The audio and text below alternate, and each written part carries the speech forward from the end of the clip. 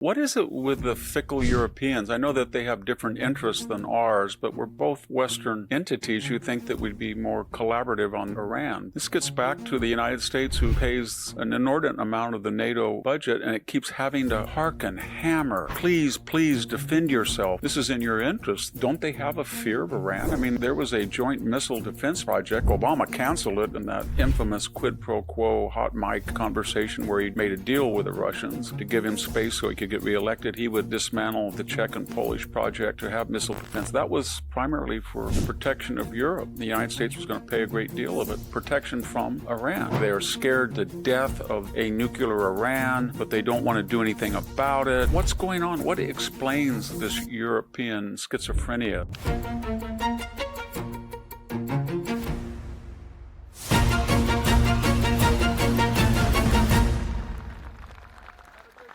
Hello, this is Victor Davis Hanson for the Daily Signal. What is it with the fickle Europeans? I know that they have different interests than ours, but we're both Western entities who think that we'd be more collaborative on the effort to disarm and denuclearize Iran. But a lot of strange things are happening.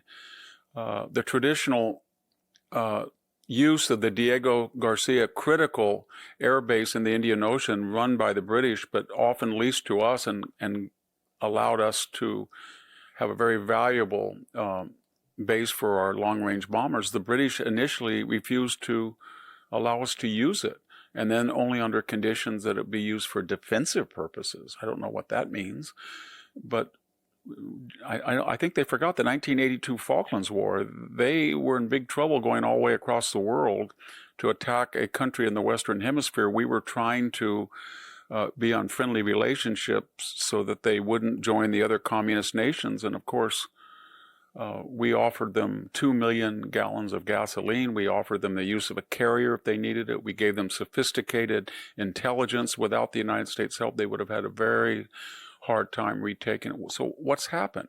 And then Spain has said that we can't use at all the NATO base there in Spain. Macron in France and Merz in Germany have also said they've expressed reservations. Trump is now trying to say, we're using all of our assets to disarm this common threat to the West. Could you just send a few ships to help us, patrol the Straits of Hormuz? And they're reluctant.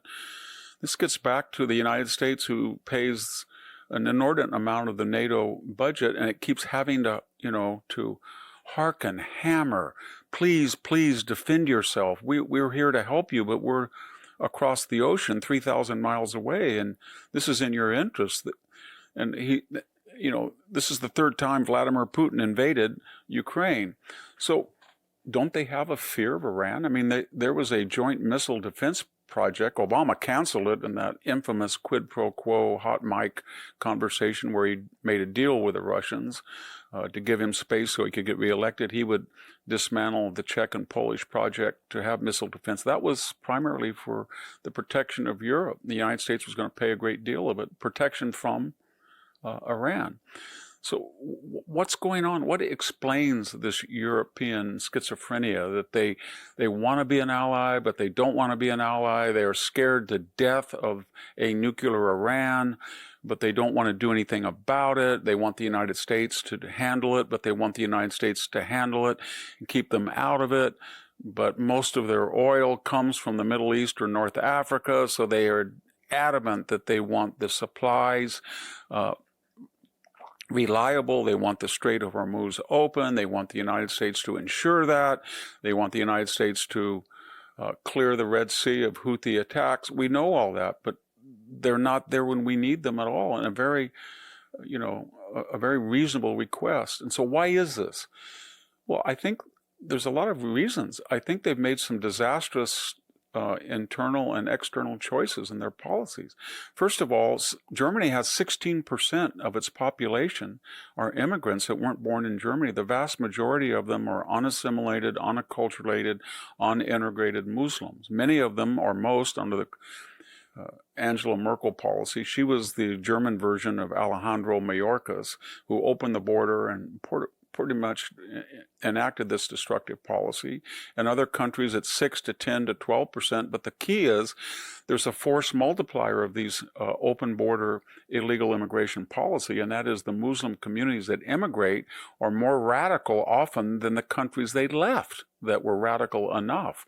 They don't want to be part of the West. They feel that their birth rate and their increased immigration will soon swamp these European governments, and the European governments are terrified of them.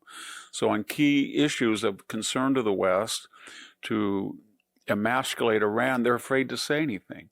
And they're afraid to express support for Israel because these internal populations within the continent will turn on them or they won't get their votes. The second disastrous policy was green energy.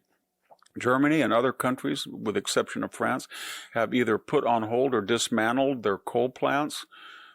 In the case of Germany, they had to restart them because they disarmed or displaced their nuclear facilities. They don't want to tap the huge natural gas deposits that are thought to be in continental Europe. They are not looking for new sources of offshore oil. They don't want any fossil fuels, no natural gas, and unless we import it. They don't want to develop themselves. And the result is their energy is 2 or 3 times more expensive than their economic competitors, and they're captives of the Middle East and Russia for energy. So that has affected their political independence.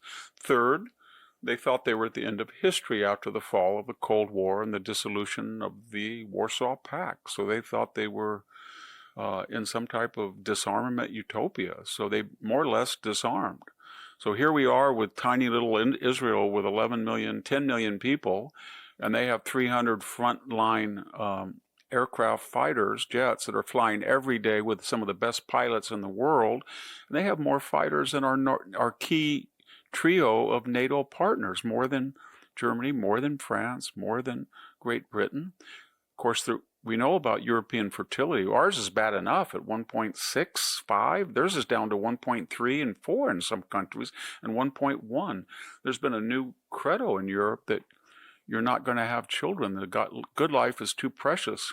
Why waste it raising children? And of course, socialism is not sustainable. They have this huge socialist safety net, which is exacerbated by millions of impoverished Middle East people coming in illegally who demand entitlements and sort of threaten their host.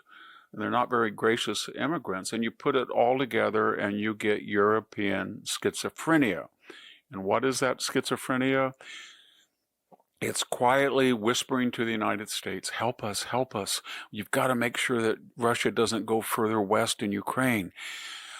When are you going? All 7 presidents before you, Mr. Trump, they've all worried about the Iranian nuclear ballistic missile crisis. We're closer than you are. We can't keep appeasing them. They hate us as much as they hate you. Who is going to do something? Please, Mr. President. And then publicly, we're very disturbed. This is very disturbing. This is very dangerous. I don't think that we really want to be actively a participant. And the final irony, Europe's got a bigger population than we do, 450 million people, and its GDP is about the size of China's.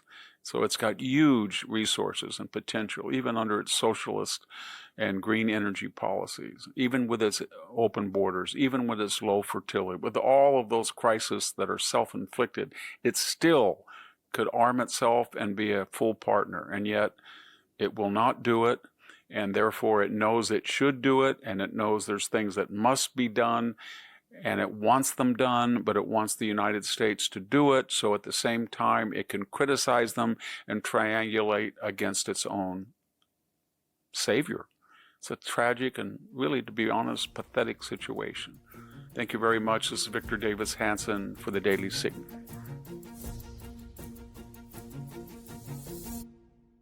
Thank you for tuning in to the Daily Signal. Please like, share, and subscribe to be notified for more content like this. You can also check out my own website at victorhanson.com and subscribe for exclusive features in addition.